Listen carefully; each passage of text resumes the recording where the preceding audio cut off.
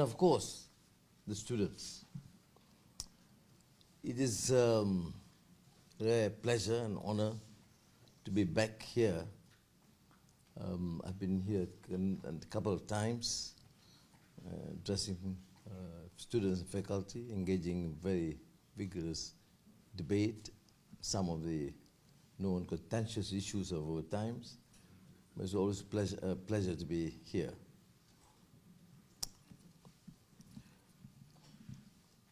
Traversing the grounds beneath the silent gaze of the towering Campanile, I am vividly reminded that here, the fires of innovation, debate, and progress have burned brightly for generations. Berkeley represents more than a mere academic sanctuary. It is indeed a crucible where the visions of tomorrow are not just dreamt, but actively forged and refined. It is perhaps understandable if Malaysia's relations with the United States do not capture the same kind of attention as those involving China, Japan, or now the Philippines, because it's neither an alliance nor particularly contentious. It often seems as if the relationship is destined to hide in plain sight. But thinking so, that would be a disservice to the long years of collaboration and mutual respect that our two nations have built. And let me put it this as plainly as I can. Malaysia regards its strategic relations with the United States as crucial to its economic vibrancy and national security interests. This position stems from an objective, rational, and perhaps utilitarian assessment of how best to serve Malaysia's needs on the world stage. The facts speak for themselves. The US ranks amongst our largest foreign investors, with over $100 billion pledged just this year across manufacturing, services, and digital sectors. And that's likely to undercount as many US firms channel investments through subsidiaries across Asia and Europe. The US stands as Malaysia's third largest trading partner, while we are America's 17th largest export market. Defense and security cooperation represents a vital anchor for the broader relationship. Malaysia conducts more bilateral and multilateral military exercises with the US than with any of our other partners. 11 bilateral and 5 multilateral exercises annually. This helped to build critical capacity and readiness of our forces. Between 2018 to 2022, US security assistance exceeded $220 million, providing equipment, training, and other vital support. In addition, we engage in cooperative efforts to enhance, you say in the United States, enhance. To enhance maritime security and combat transnational menaces such as cybercrime, terrorism, violent extremism, and drug trafficking. These concerns surpass national boundaries, and their resolution necessitates collaborative effort that capitalizes on collective capacities. Malaysia has become a robust partner to the United States across spheres like education, climate change, public health, and empowering marginalized communities. But why should all this matter to the United States? At the core of Malaysia's global offering is an unmatched capacity to be a reliable partner on critical technologies. For over 50 years, Malaysia has been home to leading technology multinationals, particularly in electronics and semiconductors. Malaysia plays a pivotal role in the global tech industry, supplying 25% of the semiconductor components that power the United States technology demands. During the COVID-19 pandemic, Ford's production of the iconic 150 pickup truck hinged crucially on Malaysia's decision to reopen its industrial operations. Half of all composite wing parts of Boeing and Airbus planes are made in Malaysia. We are also a vital link in medical technology supply chains, with nearly 300 companies employing 70,000 skilled workers. As strategic competition intensifies between the United States and China, Malaysia approaches relations with both pragmatically and judiciously. We will work with ASEAN to minimize risks, namely outright conflict or the bifurcation of the global economy into rigid blocks. Neither seems likely soon, but both have become plausible under today's mounting pressure. Recognizing contradictions will inevitably emerge. Malaysia still sees value in engaging both Washington and Beijing. America's economic dynamism, culture of innovation, and central role in underwriting regional stability will ensure it leads in many spheres for the foreseeable future. China will remain central to regional affairs due to its size, proximity, and deep linkages with Southeast Asia. As China's economy matures, it will shift emphasis from investment and exports towards the domestic consumption and services.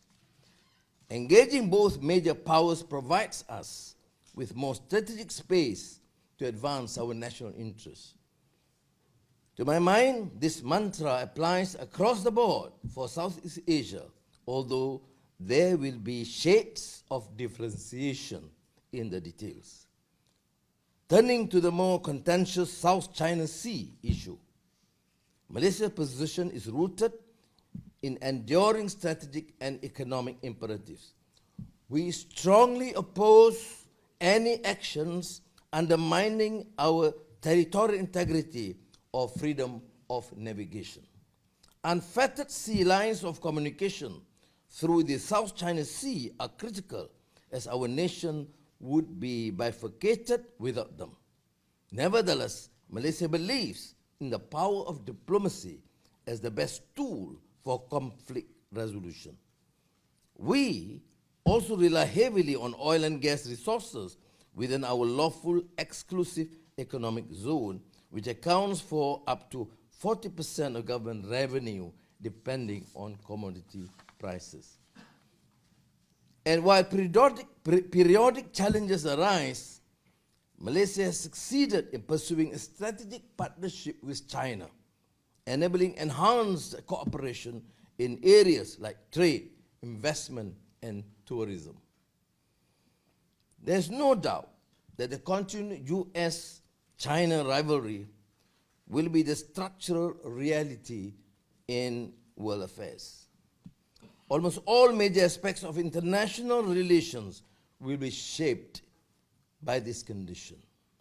Yet it would be too simple to reduce and boil everything down to just these two countries.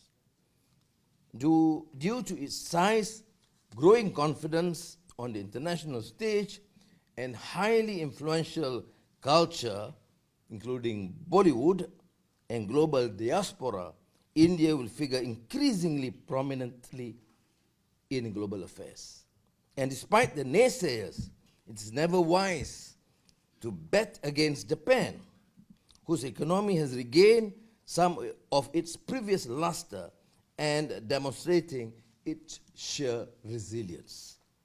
Prime Minister Kishida was just in Kuala Lumpur earlier this month, and I was pleased to welcome Japan's desire for more trade and defense cooperation with Malaysia.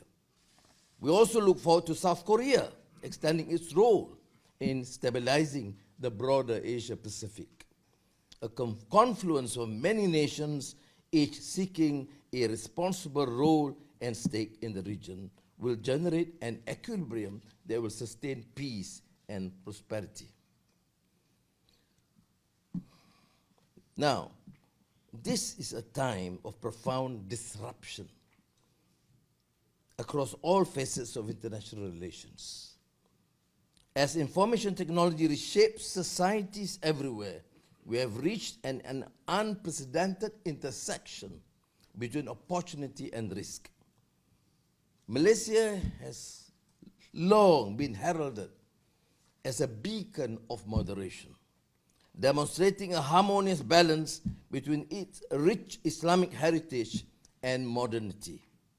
Historically, Malaysia has navigated the complex waters of religious expression with a deft hand, allowing for a pluralistic society where different faiths coexist peacefully under the umbrella of a predominantly Muslim population.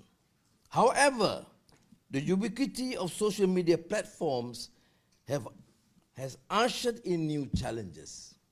The digital age has allowed for the rapid dissemination of information, but it has also become a conduit for more intolerant ideologies to seep into the Malaysian discourse. These trains of thought, often rooted in a more rigid interpretation of Islam, have found fertile ground in the unregulated expanses of the online world. This phenomenon is not unique to Malaysia. It mirrors the rise of fascist right-wing elements in Europe and beyond. Careful, I didn't mention United States. Where misinformation campaigns have successfully amplified fringe views into mainstream consciousness. In the process, falsehood trumps truth, providing fodder to spin narratives founded on lies and deceit.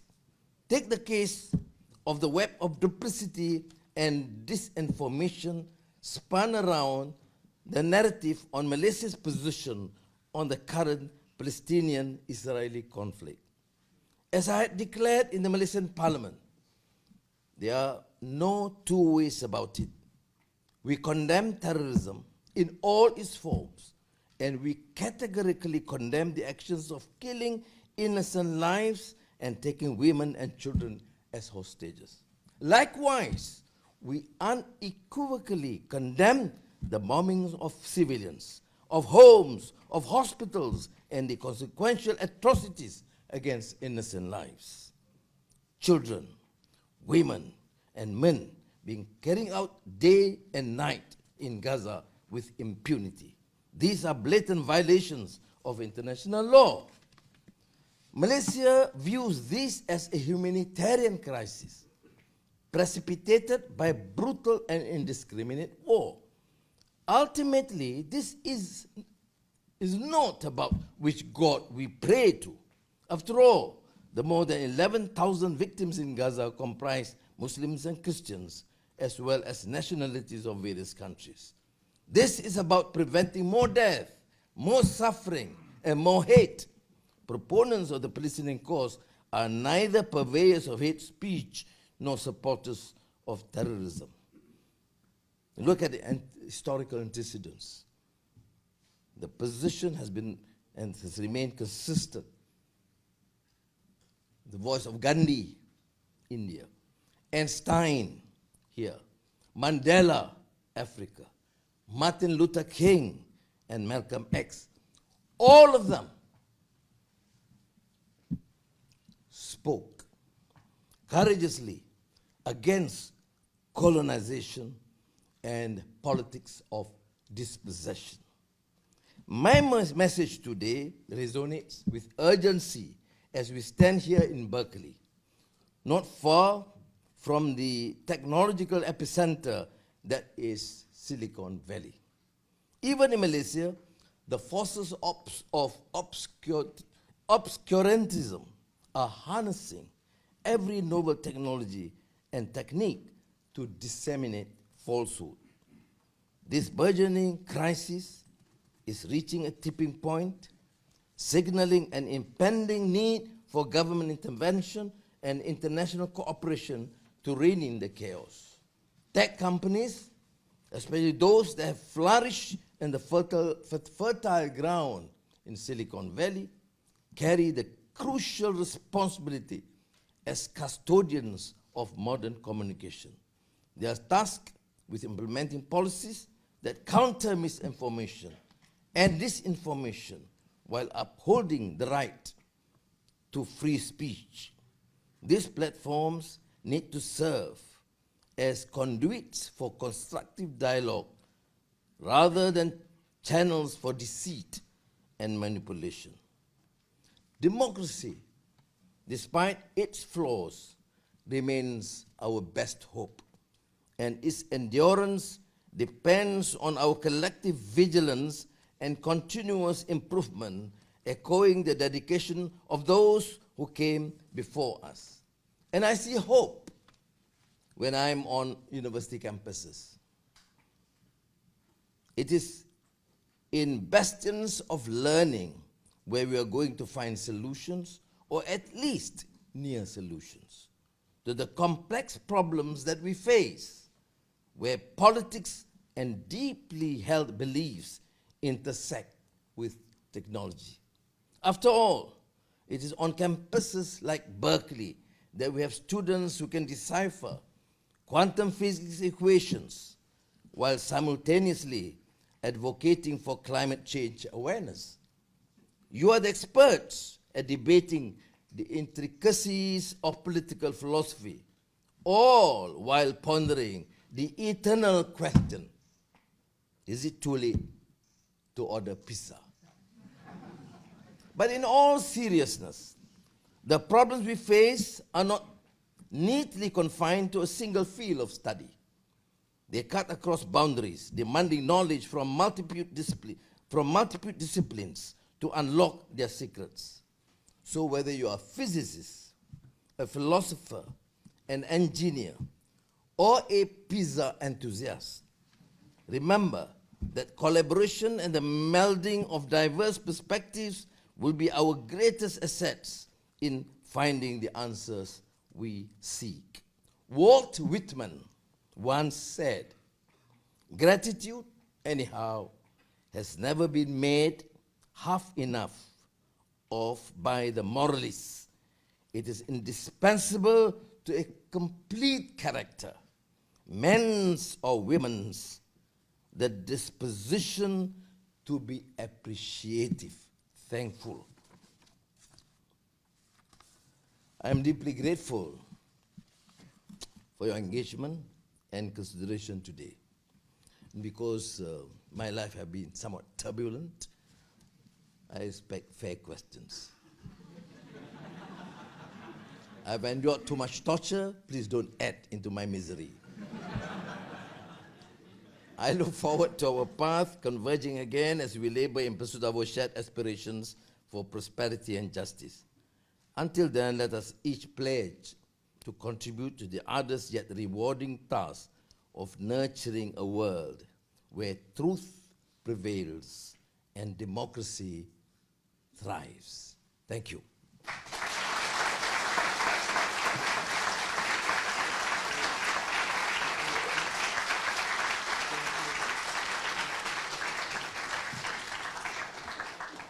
Terima kasih banyak, Dato Sri.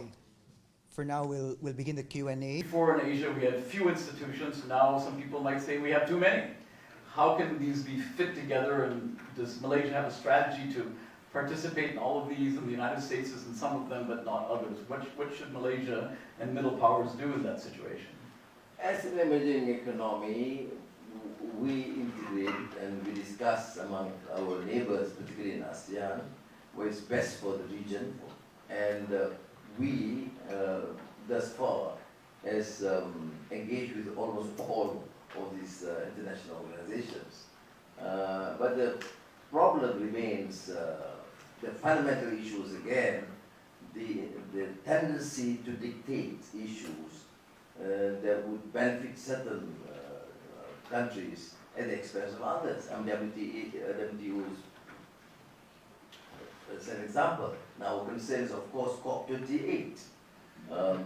You always assume that what is decided by Washington DC and London must be then generally accepted. We say, well, if you allow us to engage, then let us engage and see the peculiar circumstances and time that's needed for these countries to emerge successfully. Because we cannot follow the dictates and the narrative of certain countries. I refer to COP28, for example. They have not even honored the serious commitments given earlier, but they expect us to honor, and we have to struggle with this fact. Now, Malaysia cannot stand alone, so we will have to have ASEAN and GCC, some other countries together to at least protect our turf. So I'm now combining some of the questions that I've been reading. As you can see, there are only a few. Yeah. So one question has to do with China's role in the South China Sea, which you alluded to. And of course, this has created great tensions, concerns in many of the countries, liberal countries of Southeast Asia, including, of course, Vietnam, Philippines, and so on. Can ASEAN play a role here in trying to dissipate some of this conflict, control some of this conflict that many countries are worried about? China, and at the same time, the United States would like to have freedom of navigation in the South China Sea. How can Malaysia and, more broadly, ASEAN play a role in that situation? Well, ASEAN did discuss. Our position is ideally we should take multilateral regional position in this engagement with China. Malaysia as a country has not faced that problem, although the map was announced recently by China do infringe upon our territory or claim. But thus far, with China, we have been rather successful in terms of negotiating with the Chinese. I think the problem is more troublesome, more contentious with the Philippines and Vietnam. We are engaging with them too, but our position is make sure we remain as a regional problem, do not allow for interference of other countries, because that would further aggravate or exacerbate the crisis. So that's the position as insofar as the South China Sea is concerned. I must again reiterate the point that notwithstanding the pronouncements and the claim by various parties, we have not encountered real, I should say, skirmishes or problems. The solution, of course, an aggressive diplomatic engagement, and which we are continuing, even within ASEAN, as I said, with the Philippines and Vietnam, but together, ASEAN and China. The APEC, for which you are here, Asia-Pacific Economic Cooperation meetings are taking place in San Francisco, and we in San Francisco or in the Bay Area are very happy about that. On the other hand, many people say APEC stands for a poor excuse to chat. This is some Australian Prime Minister make fun of APEC.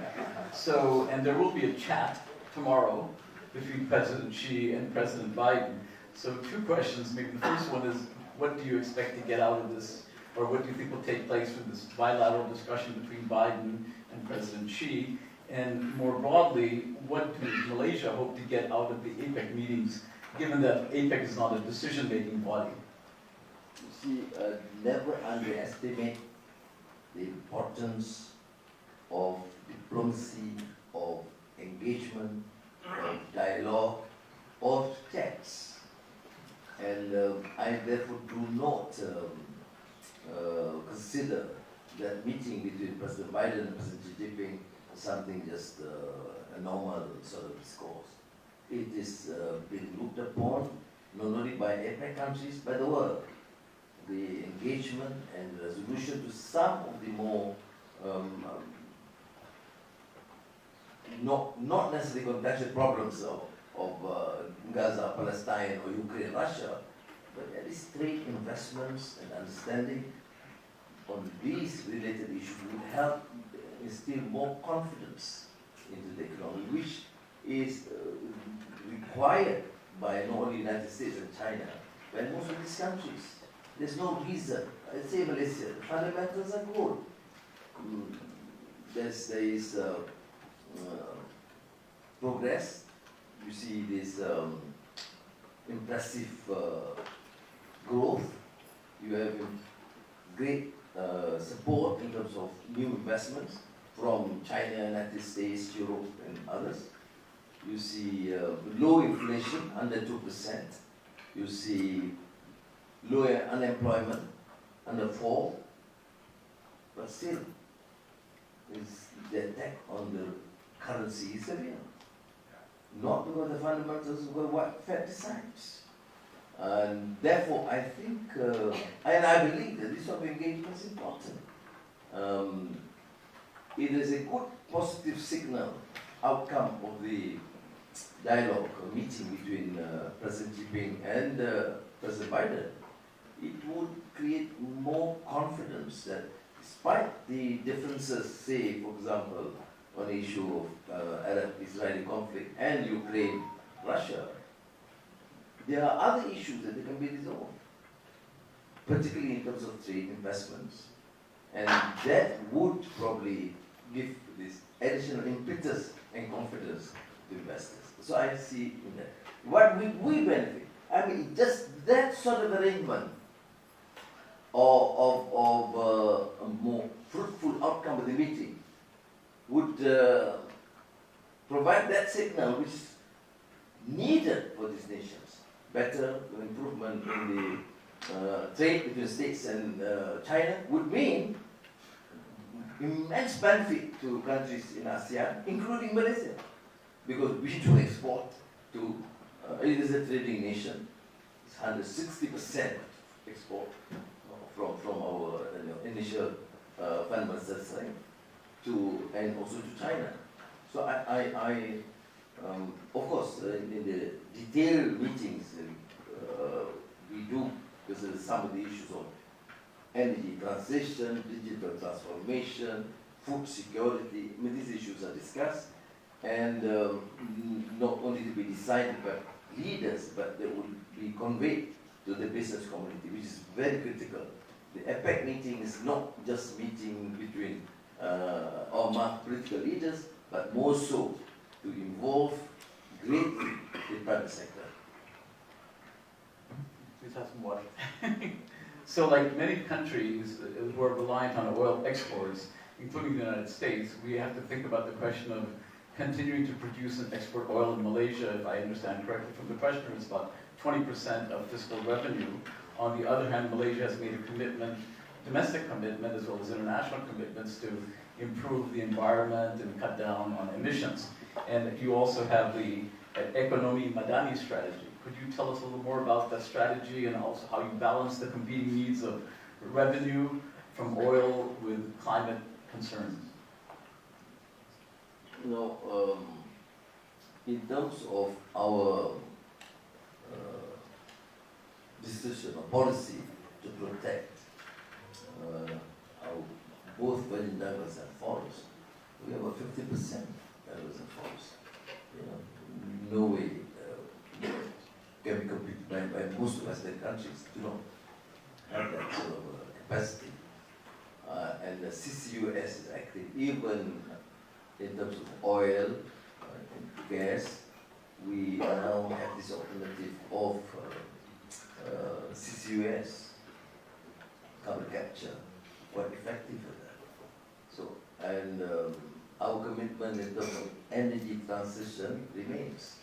And I don't believe that this issue of the capacity, the need to continue to produce oil would be at the expense of our commitment in terms of energy transition and renewable energy, which has advanced considerably, both in the Peninsula part and also in Sarawak.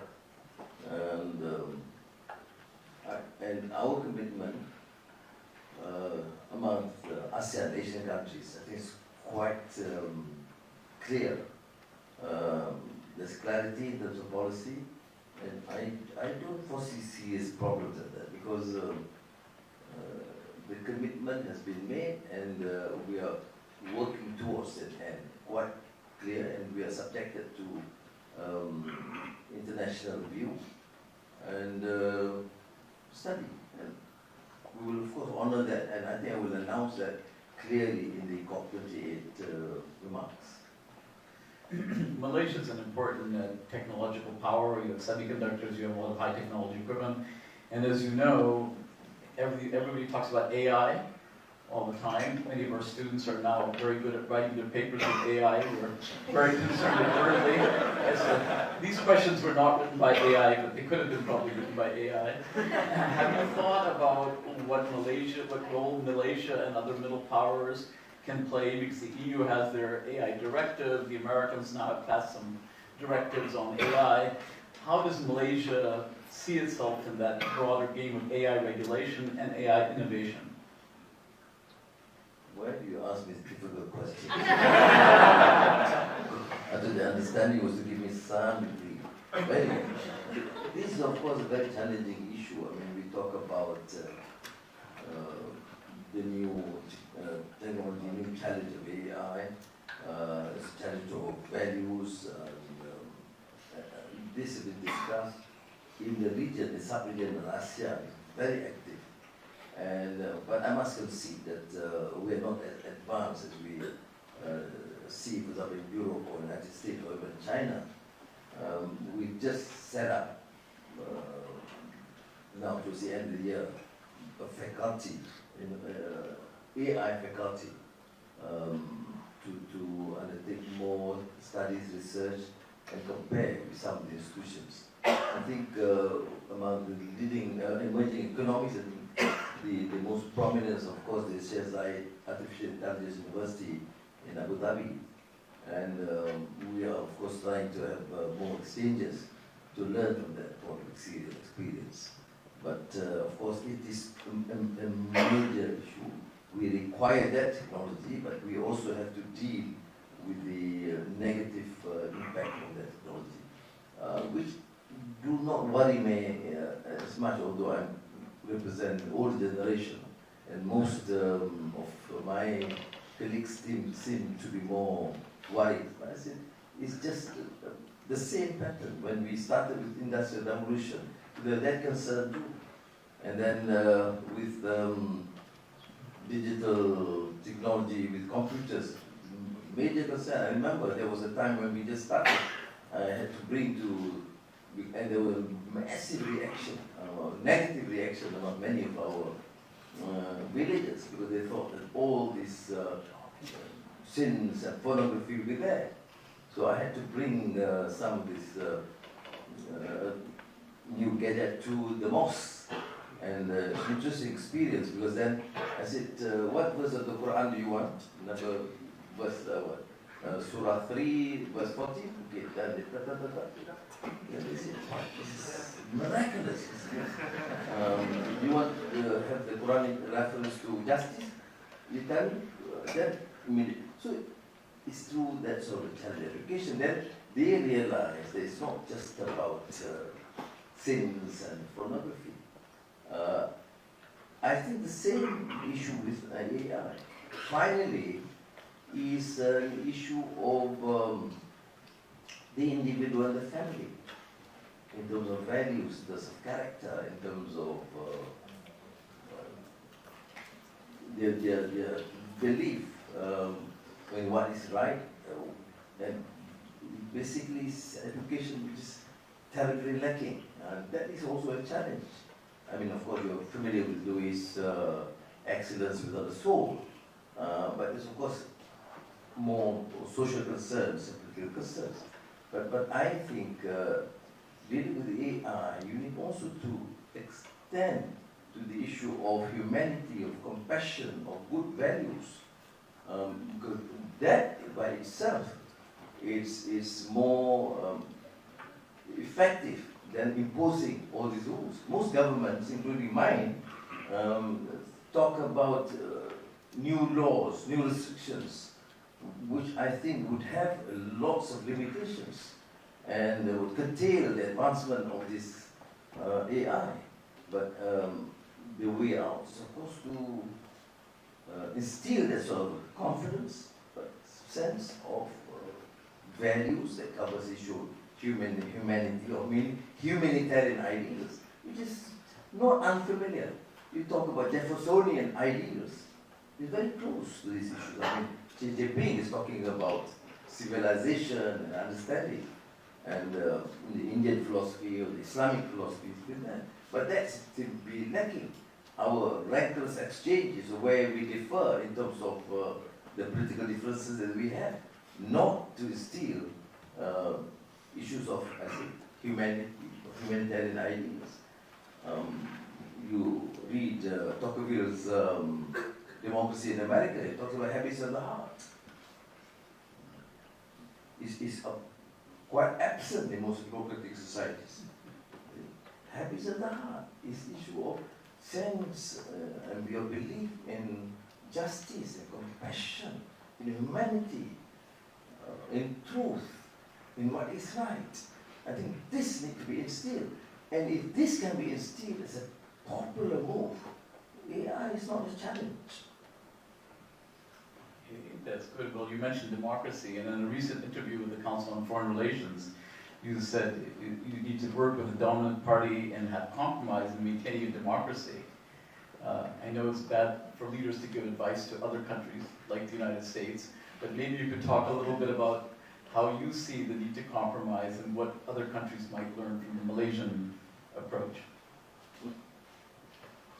Enough problems. Who can solve? I mean, what is concerning I see, as a firm believer in democracy, we used to see America as a beacon, a hope of democracy, which unfortunately is, not to say no longer there, but people are getting a bit more cynical because the bifurcation and rancor and division is so clear, and the divide and issue of identity politics, of growing fascism and white supremacy, which to me really tragic as a firm believer in democracy and struggle, survive more than 10.5 years in prison, and suddenly see this because, well, is this hopeless? Not necessarily. I think probably this is a period that is most challenging. Hopefully after this battle, things will evolve. Probably, hopefully the younger generation will insist upon a new America based on the ideals of this great nation. I'm sorry, I'm not, this is not, I should say, trying to advise. I mean, I was a small country and I've learned and benefited immensely from the scholarship here and exchanges, particularly when during the years at Georgetown University. But then I would say that this is, of course, a difficult period. You see, when I was much younger, we do look up to America as although issue of hegemony, of imperialism, new imperialism was there, but at least there was a beacon of hope, of ideals, of democratic accountability. Now, nobody outside the United States talk about those things when in reference to the United States. It's really unfortunate. You can see the debates full of rancor and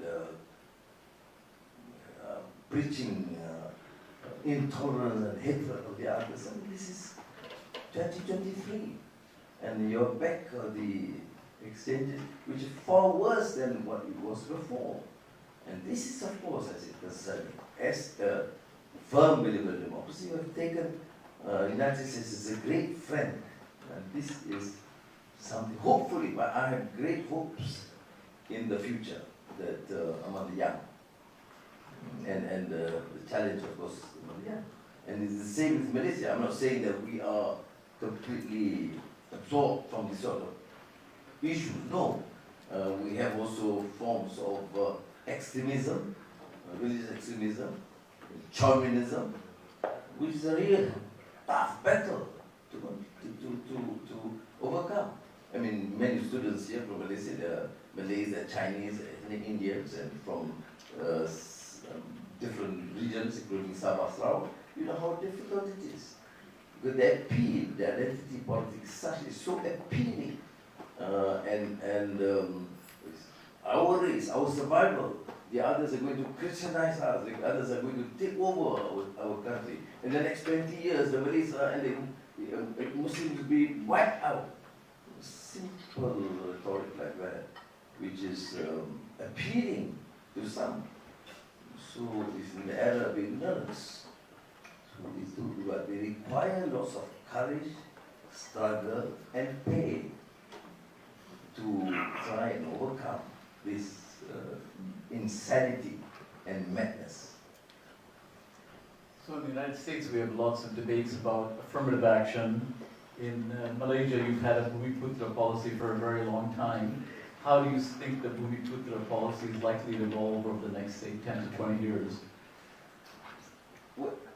Well, I've seen this debate about the bell curve, Cornel West and the other, this debate, fair. You see, affirmative action programs are necessary for the poor, for the marginalized. It need not be necessarily race-based. It must be need-based. But that's where I shift a bit, you see, in terms of our traditional policy. Why do we need to continue? Because I think Sandel, who is Harvard professor, he talks about meritocracy. Yeah. He's such a meritocracy fair. If you talk about competition between Berkeley and Georgetown, but you talk about Berkeley and Georgetown, one to a remote university or school in Africa, there's no justice. As Rawls alluded to, John Rawls, justice as fairness. It's not just fair, just not to give equality to everyone. Some countries, some schools, even in Malaysia, some schools, urban schools, have the best facilities. You have to compete with some remote school in the heartland, rural heartland. There must be some form of additional assistance. You call it affirmative action, you call it additional support, but you cannot have purely meritocracy when there is no fairness. There's no justice in this regard. So I think, to my mind, we have to continue with very serious, effective program to eradicate poverty, to allow for the marginalized and the poor communities to be able to come up and compete. But there have been a lot of wastages. There's also psychological build-up there. There is the dependency syndrome. There are issues that we have to discuss, yes. But we must allow for a fair competition. We cannot speak purely of meritocracy when we do not provide basic fair opportunities for particularly the poor and the marginalized. The only difference, I repeat, is based on need. We are poor, you are poor. You can be a Malay or Chinese or Indian. You are poor, you are poor. We deal with you as the issue of poverty, not race-based. Must be need-based. But a lot of issues, I think, we discussed in that bell curve, which we have to take into consideration because we cannot allow for the society to be totally dependent, as you call it, is dependency syndrome that the Egyptian economist Samir Amin referred to. So we had talked a little bit about democracy and AI, and you mentioned in your own speech disinformation. And I think this is a problem that many countries confront in Europe, in the United States, and also maybe in Malaysia. So is ASEAN able to do something? Are you able to do something to combat disinformation in local languages that could undermine democracy, a lot of these fake videos which have become very popular. How are you thinking about dealing with that problem? Well, you know what, that's why I made reference to the issue of values. There must be at least some basic understanding on what is good, what is right. Again, in reference to habits of the heart, the issue of justice, you're correct, right? But because of the propensity, the incessant propaganda and use of these social media that promotes fake and fear, of course that's concerning. And how do you regulate them is also a major challenge. There have been discussions within ASEAN. I don't think we can come up with a very formula. We overreact and it becomes too condescending, or to the state then takes it upon itself to regulate, and they can be also excesses because it depends on the state. If the state is a corrupt state, authoritarian leaders, then you do it at the expense of democracy and freedom. So it is a very challenging enterprise to try and not to regulate, but at least to have some sort of a understanding among all parties to limit. Like, for example, child pornography, we say nobody agrees, so fair, that's clear. If you do it, then you will be punished. But otherwise, where the line is not clearly drawn, there has to be intensive discussions and debate on what needs to be regulated. After going through years of imprisonment and under very authoritarian rule, have great difficulty in accepting just government intrusion into these affairs unless it is clearly established and generally accepted by the public. There's a questioner who asks, is there something being done by the government to encourage Malaysians to come back to Malaysia, as the Chinese have created various programs, and the Indians have done that to some extent as well, especially the non-Bhumi population, which constitute the majority of Malaysians abroad. Are you creating some programs to encourage them to come back and start companies and the like as part of your economic strategy? Well, the good news is that some are beginning to come back. You see, this is not just what perks that they can have. It's the general confidence. Is the government fair? Is it just? Is it just? Is it willing to accommodate all sectors of the community?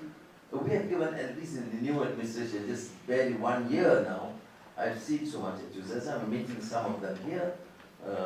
Many Malaysians have been quite successful. Well, I do feel strong with it. Not all need to come back. They can serve, and they should send money back.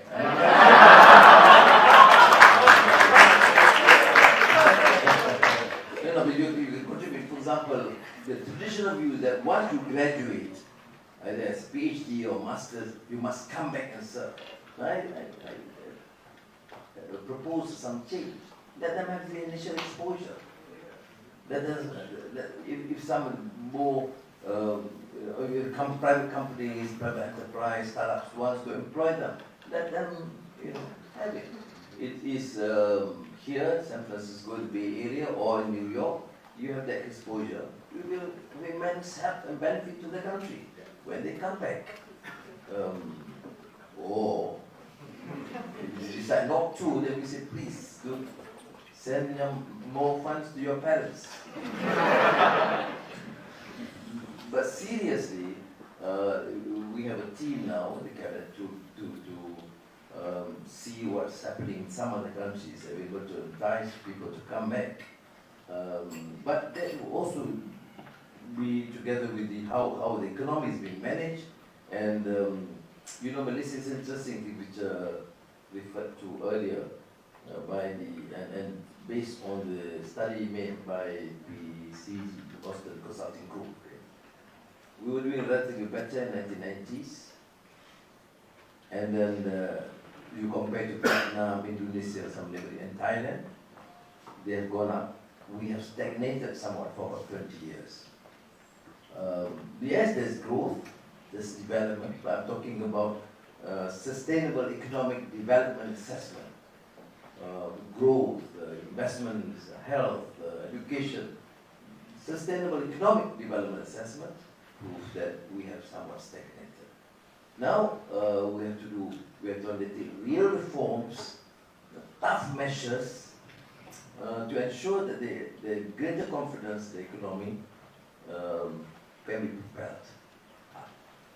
Malaysia is one country in Asia that gives the largest amount of subsidy. It's 81 billion ringgit, $20 billion of subsidy. It's not tenable, it's not sustainable. So who dare withdraw subsidy? Your economists say, brilliant idea, but you lose elections. So now we are fortunate, it's a strong government, relatively strong. Now, you can withdraw subsidy, but make sure you are able to compensate for the very poor, give them cash transfers to at least not to put them in a more difficult condition, economic condition. But we can't. Right now, for example, our decision to withdraw subsidy for electricity, we just withdraw for the top 10%. Can you imagine? The top 10% in Malaysia use 50% of the subsidy for the poor. I mean, that's been tolerated for decades. Now we have done that. Of course, I can afford to be unpopular with the top 10%, but hopefully the 90% still support me. Now from there, we talk about other measures now. We spent about, through that, the saving is 4 billion ringgit a year. Now, we've just imposed this withdrawal of subsidy for chicken. Can you imagine? We spent 1 billion ringgit a year to subsidize chicken. And it benefits everybody, including the richest men in the country would eat the subsidized chicken, which is a disgrace in the economy. You should support and subsidize the poor. No. So we have done so. Fortunately, the price has not, gone up. We'll be able to sustain at the same level. But we save 1 billion ringgit a year. But these are unpopular measures, tough measures, but it has to be done to save the economy. And we will do it, including petrol and some other measures.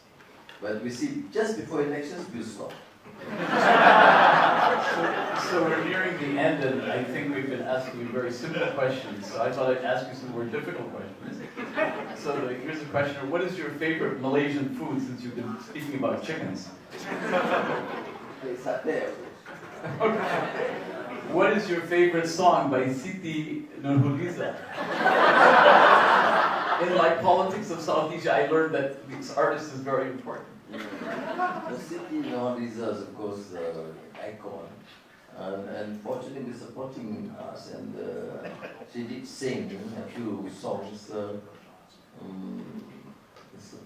the elections. She sang something, if you were Aziza, the Kasih, Wanita. It's a good song. More support of women. So the last question, which is very easy for you to answer. There are so many colleges around here, including some inferior ones in the South Bay.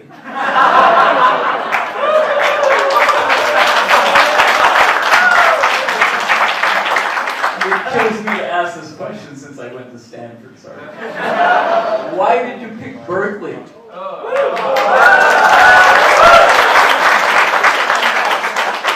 I have been to UCLA, Berkeley, Stanford, and some close associates in these universities. But, yeah, why Berkeley? You want an honest answer or political answer? Honest is good. Speak from your heart. Very happy. Because of my tendency to speak with the heart, that's why I was in prison. You express what you feel and you go into trouble.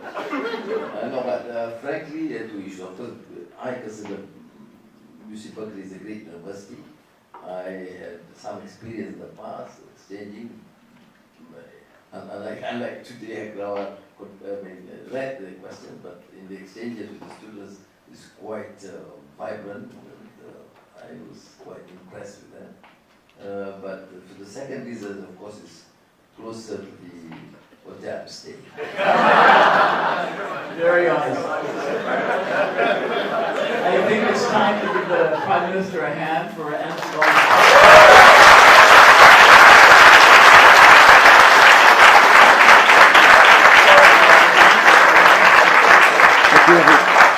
Thank you, everyone. We'd like to request everyone to